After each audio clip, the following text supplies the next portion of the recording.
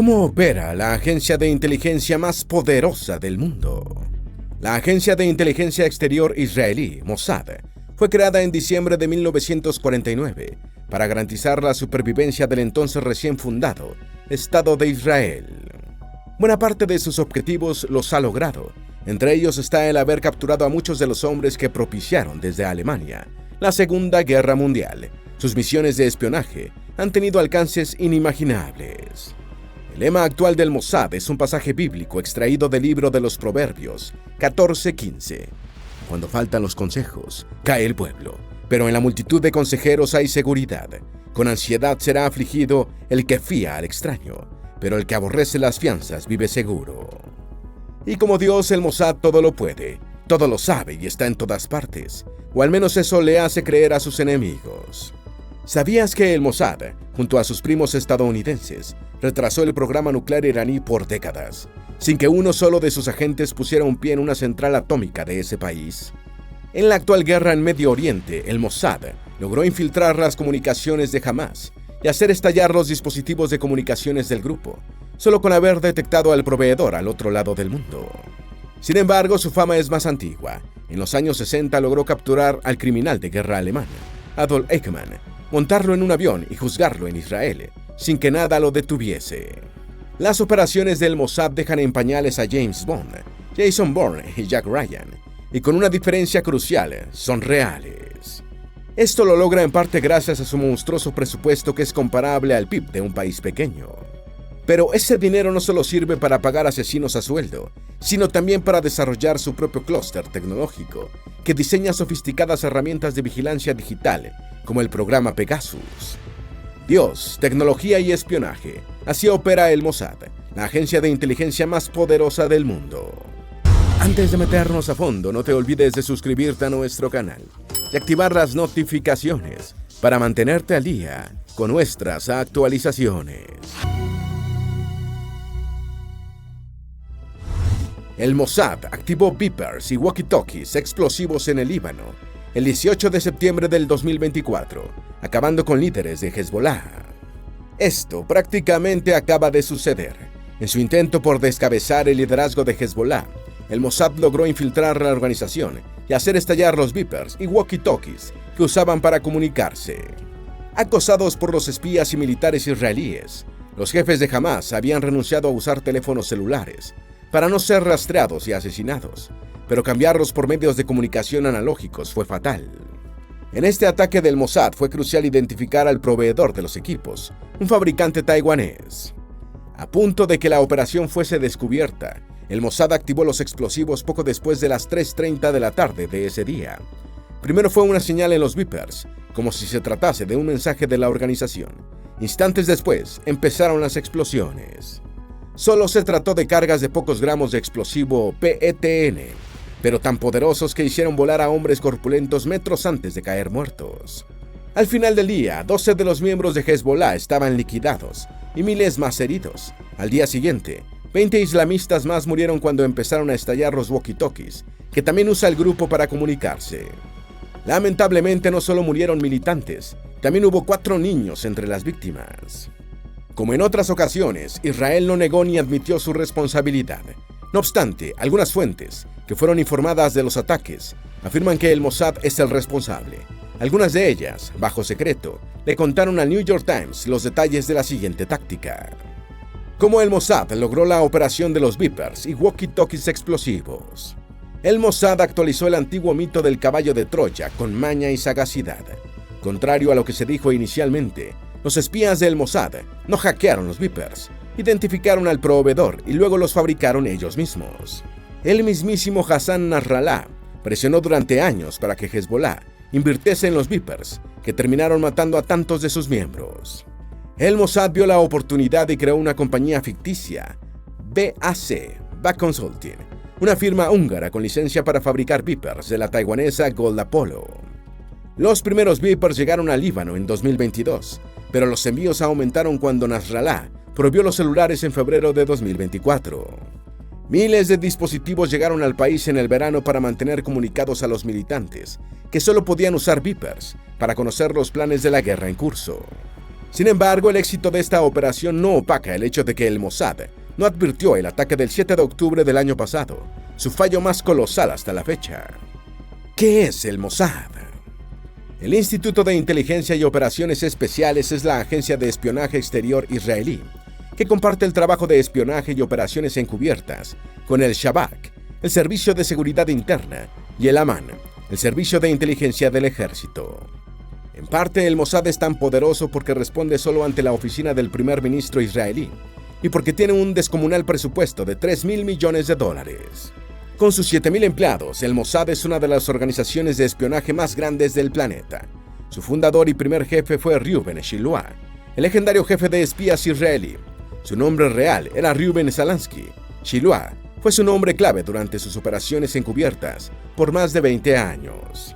Inicialmente, el Mossad estaba bajo el mando del Ministerio de Exteriores, y no fue sino hasta 1951 que el servicio se reorganizó para adquirir su forma actual. Aunque su estructura es clasificada, se sabe que está conformado por las siguientes divisiones. Somet, la más grande, encargada de manejar agentes en el extranjero. Caesaria, lleva a cabo las operaciones especiales y albergar al grupo conocido como Kidon, bayoneta o lanza en hebreo, los asesinos élite del Mossad. Keshet ejecuta vigilancia electrónica, allanamientos y escuchas. Recursos humanos. Metzada maneja pequeños grupos de combatientes cuyas misiones incluyen asesinatos y sabotaje. Es el equivalente israelí de la unidad SAD estadounidense, que usa soldados como agentes de la CIA. El Mossad nació con el Estado de Israel.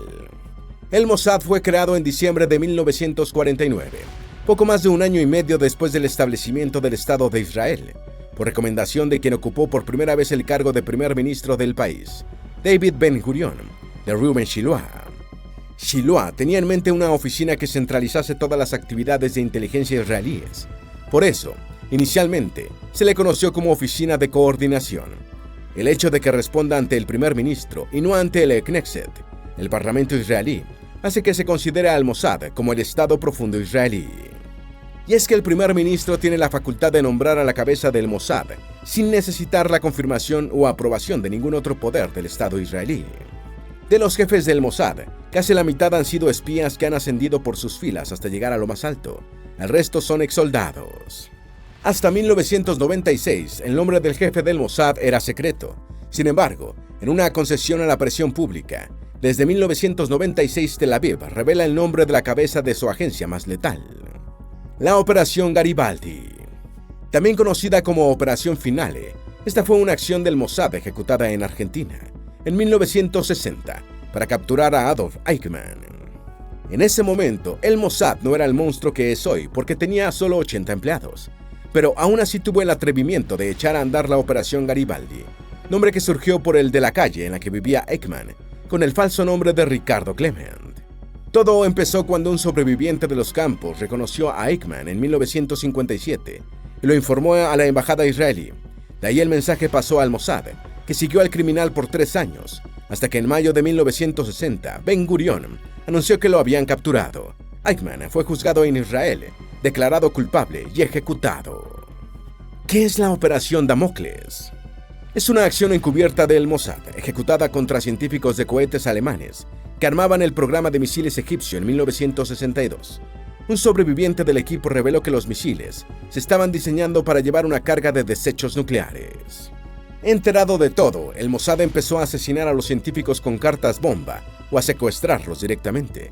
Para 1963, la operación había hecho que todos los científicos alemanes huyeran de Egipto. No obstante, la Operación Damocles terminaría debilitando al Mossad. Veamos por qué. La renuncia de Yisser Harel. Yisser Harel fue el jefe de espías que dirigió al Mossad entre 1952 y 1963. La operación que acabamos de ver tuvo que ver con su renuncia. Desde los tiempos de la captura de Eichmann, Harel había endurecido su posición contra los alemanes responsables de crímenes contra la humanidad durante la Segunda Guerra Mundial. Sobre los científicos alemanes, que fueron blanco de la Operación Damocles, llegó a decir: hay gente que está marcada para morir. Por eso la partida de Harel fue consecuencia del juego político.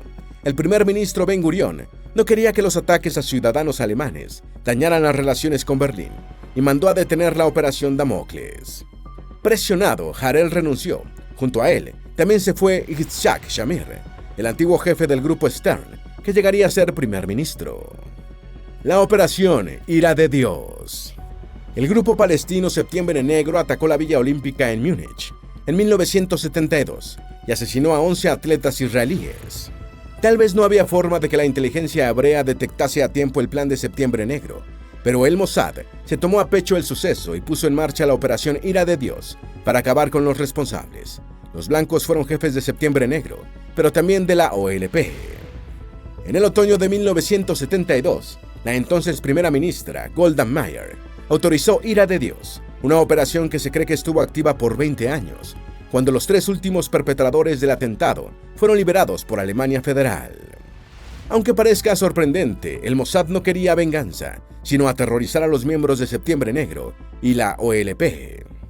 El vicejefe del Mossad, David Kimche, dijo al respecto: "Queríamos hacerlos mirar sobre sus hombros y que sintiesen que estábamos sobre ellos. Por eso tratamos de no hacer cosas sencillas como dispararles en la calle". Se cree que la lista final del blanco contenía entre 20 y 35 nombres. Solo entre 1972 y 1973, 7 nombres de la lista fueron liquidados en Europa, aunque nunca alcanzaron a la mente maestra detrás del atentado de Múnich, Abu Daoud. Pero si la ira de Dios da la impresión de ser espectacular, la Operación Entebbe en Uganda la sobrepasó con creces. La increíble Operación Entebbe en Uganda. También conocida como Operación Thunderbolt, esta misión se ejecutó en julio de 1976 para rescatar a los rehenes israelíes secuestrados por el Frente Popular para la Liberación de Palestina y por las células revolucionarias alemanas. Miembros de ambos grupos habían secuestrado un A-300 de Air France durante una escala en Atenas. Después desviaron el avión a Libia y finalmente a Uganda, donde los acogió el dictador Idi Amin. Los secuestradores querían la liberación de 53 presos de sus organizaciones, detenidos en cárceles de 5 países. Por un momento, el gobierno de Tel Aviv pensó en ceder ante los secuestradores, que amenazaban liquidar a todos los rehenes, pero en ese momento intervino el Mossad y convenció al liderazgo político de que un rescate era posible. Para hacerlo, los espías israelíes indicaron precisamente cuántos secuestradores eran y sus armas, qué tropas ugandesas los apoyaban, y describieron al detalle la terminal de un aeropuerto en desuso, donde estaban los rehenes. Toda esa información la sacaron en tiempo récord de los rehenes no judíos que habían sido liberados y evacuados a París. Con esa información, Israel armó un task force que voló en 2 C-130 Hércules y 2 Boeing 707 a menos de 30 metros, la mayor parte del camino para evadir los radares. Después de aterrizar en un Mercedes-Benz y unos Land Rovers disfrazados como los autos de la comitiva de Amin, los militares israelíes tomaron el aeropuerto, acabaron con los secuestradores y rescataron a los rehenes. El comandante de la unidad de asalto y hermano del actual primer ministro israelí, Benjamin Netanyahu, Jonathan, moriría en la Operación Thunderbolt. Netanyahu nunca lo olvidó. Fallaron en escuchar a su informante para evitar la guerra de Yom Kippur. Pese a su poder, el Mossad no dirige la política israelí. 1973 fue un año negro para Israel, precisamente por los terribles errores de liderazgo político y militar al no hacer caso al Mossad. En esa ocasión, el error fue no haber dado crédito a un informante, el espía egipcio conocido como Ángel, Akrab Marwan, que era yerno del dictador de ese país, Gamal Abdul Nasser. Justo el día anterior a que estallase la guerra del Yom Kippur, Marwan advirtió al jefe del Mossad, Isbi Samir, de que había un 99% de posibilidades de que Siria y Egipto atacasen coordinadamente al día siguiente. Nadie en las altas esferas le hizo caso a la advertencia del Mossad. Israel fue sorprendida por un ataque simultáneo desde el norte y el sur. Marwan murió al caer por la ventana del 4º piso del apartamento donde vivía en Londres, en 2007. Nunca se supo si fue un accidente. Ese fallo de 1973 pudo haber causado que los israelíes fuesen echados al mar, porque la guerra, que no fue detenida, por poco sobrepasa las defensas del país. Eso te lo contaremos enseguida. ¿Qué fue la guerra de Yom Kippur? Yom Kippur es el día más sagrado del judaísmo. Los enemigos de Israel atacaron ese día precisamente porque el país estaría descuidado. El ataque tenía el objetivo de que Siria y Egipto recuperasen los territorios que habían perdido en guerras anteriores, los altos del Golán y el Sinaí. Egipto también quería reabrir el canal de Suez. Inmediatamente, tanto Estados Unidos como la Unión Soviética comenzaron a abastecer a sus respectivos aliados en el terreno, por lo que Yom Kippur también fue, por breve tiempo, una guerra entre las superpotencias. Después de 3 días de guerra, Israel había logrado movilizar a sus reservas, pero como su ejército está formado por voluntarios, pronto los negocios se quedaron sin que nadie los atendiese, y las calles sin que nadie les hiciera mantenimiento. Todos los israelíes estaban peleando por su salvación. Tel Aviv decidió aplastar al enemigo que consideraba más débil. Siria pronto estuvo bombardeando las afueras de Damasco. Luego tuvieron la capacidad de frenar el avance egipcio y cruzar el canal de Suez hacia el sur. Derrotados, los árabes aceptaron un alto al fuego, pero Israel comprendió que la próxima vez podría perder. Esa conciencia de ambos bandos fue lo que llevó a los acuerdos de paz de Camp David en 1978 entre Israel y Egipto. El Mossad era amigo de Irán, pero no quiso acabar con el ayatolá Khomeini, con lo que podía prevenir la radicalización de Irán. Hoy parece imposible creerlo, pero uno de los primeros países musulmanes en reconocer al Estado de Israel fue Irán. Al no ser un país árabe, Tel Aviv se apresuró a establecer relaciones con Teherán, que eran inmejorables durante el gobierno de la dinastía Pahlaví. Eran tan buenas esas relaciones que incluían cooperación militar y de seguridad. A medida que la amenaza de Khomeini aumentaba, el Mossad pudo haber acabado con él, que estaba exiliado en París, pero no lo hizo porque temía convertirlo en un mártir, con lo que podía arrastrar a Irán en una radicalización, justo lo que sucedió al final. La revelación la hizo un antiguo agente, Yossi Alfer, quien contó que la petición provino del primer ministro, del Shah Reza Pahlaví. ¿Por qué en 1979 Irán se convirtió en el gran enemigo de Israel? La respuesta es porque ese año ocurrió la revolución islámica que llevó al poder al ayatolá Khomeini, la cabeza del chiismo extremista, que considera la existencia de Israel como una afrenta que debe ser borrada del planeta. Hasta 1980 continuó una cooperación limitada entre ambos países, pero Teherán llamaba a Israel el pequeño Satán, una forma de decir que era aliado de Estados Unidos, el gran Satán del discurso chiita. La radicalización de ese año tiene que ver con el inicio de la guerra Irán-Irak, en la que Washington y Tel Aviv apoyaron a Saddam Hussein como una forma de minar el poder iraní. La respuesta de Teherán explica mucho de la guerra actual. No enfrentó directamente a Israel, sino que armó milicias en Líbano, Siria y Palestina primero, y luego en Yemen e Irak. Así empezó una guerra en las sombras contra Israel, que no se ha detenido hasta hoy. Robert Maxwell era del Mossad. Casi 30 años antes de verse arrastrada a un pantano de acusaciones que terminó con su condena a 20 años de cárcel, Ghislaine Maxwell fue asediada por la muerte de su padre, el magnate de los medios, Robert Maxwell. A los 68 años, Robert Maxwell murió al caer desde la cubierta de su yate de 15 millones de libras, el Lady Ghislaine, nombrado así en honor de su hija. El 5 de noviembre de 1991, el yate estaba anclado en las costas de las Islas Canarias. Aún hoy no está claro si se trató de un accidente, de una acción que hizo por voluntad propia o de un atentado que pudo haber sido ejecutado por el Mossad. La especulación se explica en parte por el perfil de Maxwell padre, judío militar, familia perdida durante la Segunda Guerra Mundial y poderoso. Todo eso lo hacía un agente ideal del Mossad. El periódico inglés The Guardian asoma la posibilidad de que Robert Maxwell haya amenazado a Israel con revelar secretos después de que Tel Aviv rehusase hacerle un préstamo. Eso habría decidido al Mossad a liquidarlo. Como el Mossad acabó con Mahmoud al-Makhul en Dubái, en una operación que hace ver novato a 007. El Mossad opera con la premisa de que si no puede sacar a salvo a todos los agentes que participan en una operación, entonces no hay misión. Por eso acabar con Mahmoud al-Muhmau era tan difícil. Los agentes tenían que escapar de Dubái, una ciudad de un país árabe musulmán muy vigilada. Sin embargo, el comandante de Hamas había hecho que el Mossad no pudiese desperdiciar la oportunidad. Y es que al-Muhmad visitaba regularmente la ciudad de Miratí para negociar armas. Dentro de Dubái, los movimientos de al-Muhmad eran libres, pero por suerte también los del equipo del Mossad, que lo siguió por meses.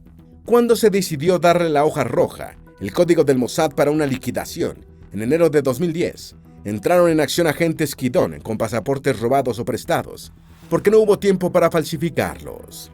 Disfrazados como huéspedes y empleados, los agentes esperaron por horas hasta que al-Muhmad subió a su habitación en el hotel Al Bustan Rotana. Los agentes habían hackeado la cerradura electrónica y 4 de ellos entraron a la habitación justo luego de Al-Muhao. 20 minutos después estaba muerto y los agentes habían desaparecido. Cómo el Mossad y la CIA usaron Stuxnet para destruir el programa nuclear de Irán. En 2017, el Mossad hizo algo inusual. Publicó un aviso de reclutamiento para su división cibernética. Ese mismo año, el Mossad creó un fondo de inversión para desarrollar startups tecnológicas. El Mossad es una agencia de espías o una incubadora tecnológica. Ambas cosas, porque el espionaje se ha mudado cada vez más a lo digital. La prueba es el ataque conjunto del Mossad y la CIA contra el programa nuclear iraní, usando el virus Stuxnet. En enero de 2010, para el asombro de los técnicos iraníes y los inspectores internacionales, las centrifugadoras de uranio comenzaron a fallar. 5 meses después, lo que parecía un glitch se repitió. 1000 centrifugadoras se autodestruyeron. ¿Qué había sucedido? Un virus de gusano, Stuxnet, diseñado como arma, había contaminado las computadoras del programa nuclear iraní. Probablemente todo empezó con la inserción de una memoria USB en una computadora de la red. Luego, el virus se hizo con el control de las centrifugadoras y las reprogramó. Es muy probable que quien conectó la memoria contaminada a la red haya sido un técnico iraní, lo que demuestra lo infiltrado que tiene el Mossad en Irán. Una vez al mando, Stuxnet hizo que las máquinas giraran primero muy rápido y luego se detuvieran. La tensión del movimiento hizo que se desintegraran. Al año siguiente, el experto informático Ralph Klackner dijo que el gusano Stuxnet había sido creado por Estados Unidos e Israel con el objetivo específico de destruir el programa nuclear iraní. El Mossad liquidó a Mohsen Fakhrizadeh usando IA. El científico nuclear iraní más importante, Mohsen Fakhrizadeh, se levantó como todos los días, antes del amanecer, a estudiar filosofía islámica del viernes 27 de noviembre de 2020. Durante 14 años, Israel había tratado de liquidar a Fakhrizadeh, y ese día en particular Teherán le había advertido de un plan en marcha del Mossad, pero el científico quería vivir una vida normal. Por eso esa tarde manejaría su propio auto, sin blindaje, en compañía de su esposa, desde su casa de vacaciones, en el Mar Caspio, hasta su casa de campo, en las afueras de Teherán. Lo paradójico es que, desde 2007, 5 científicos nucleares iraníes habían sido blanco del Mossad, y la mayoría de ellos trabajaba para Fakhrizadeh.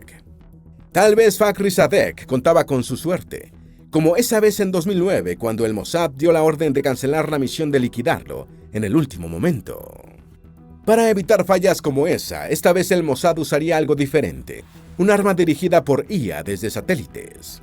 Cuando una FN MAC de 7,62 milímetros, emplazada secretamente en su ruta, apuntó al auto de Fakhrizadeh, ni un solo agente de esta misión estaba en suelo iraní. El arma era operada a más de 1.600 kilómetros por un francotirador que usaba IA para apuntar. En junio del año 2021, el ex jefe del Mossad, Yossi Cohen, emitió lo más cercano a un reconocimiento israelí por la muerte de Mohsen Fakhrizadeh. Ser enemigo de Israel es terrible. Antes o después morirás, muy probablemente por una operación del Mossad, que puede poner una bomba debajo de tu cama, envenenarte o hacer estallar tu Viper justo cuando lo revisas. Esa certidumbre de la muerte es como un castigo de Yahvé, el dios de los ejércitos que el Mossad invoca en su lema. ¿Tienes alguna duda o sugerencia? Haz tu aporte escribiendo en los comentarios y así entre todos nos ayudamos. Esperamos que este video te haya sido útil. Si tienes algo que agregar, por favor, compártelo con nosotros en la sección de comentarios. Dale me gusta a este video y envíale el enlace a tus familiares y a tus mejores amigos, para que también descubran cómo opera la agencia de inteligencia más poderosa del mundo, el Mossad. Si eres nuevo en nuestro canal, no olvides suscribirte. Recuerda, la vida siempre es mejor, creando y dando valor al mundo.